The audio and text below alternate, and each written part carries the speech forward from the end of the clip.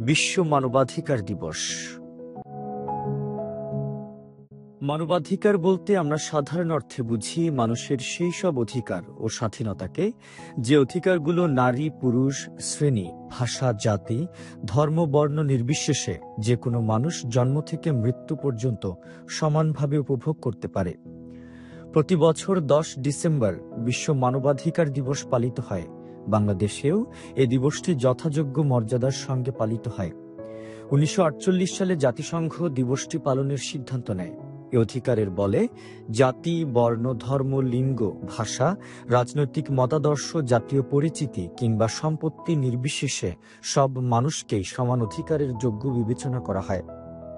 জাতিসংঘের সাধারণ সভায় 48টি দেশের সম্মতিতে এই সর্বজনীন মানবাধিকারের ঘোষণা গৃহীত হয়, যা সব জাতি ও ধর্মের সাধারণ মানুষের বিশেষ কৃতিত্বের সূচক। 500টিরও বেশি ভাষায় সর্বাধিক অনুদিত নথি হল এই সর্বজনীন মানবাধিকার। তবে 1948 সালে গৃহীত হলেও 1950 সাল থেকে এই দিনটি মানবাধিকার দিবস হিসেবে পালন করা শুরু হয় পৃথিবী জুড়ে।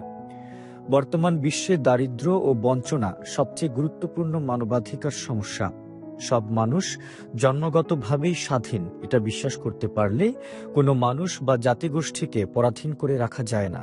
অর্থাৎ যেসব শাসক গোষ্ঠী এখনো বিশ্বের নানা প্রান্তে কোনো মানুষ বা জাতিগোষ্ঠীকে নির্যাতন নিপীড়ন করছে, পরাধীনতার শৃঙ্খলে আবদ্ধ করে রাখতে শক্তি প্রয়োগ করছে, তারা মূলত মানুষের জন্মগত স্বাধীনতায় বিশ্বাস করে না।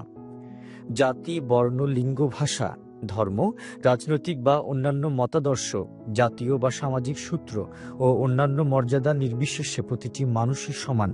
সব মানুষের সমান ও অবিচ্ছেদ্য অধিকার এবং সহজাত মর্যাদার স্বীকৃতি ছাড়া বিশ্বে শান্তি, স্বাধীনতা এবং ন্যায় বিচারের ভিত্তি রচনা করা সম্ভব না। অভাব ও শঙ্কামুক্ত জীবনাচারের মধ্যে মানুষ ধর্ম ও স্বাধীনতা ভোগ করবে।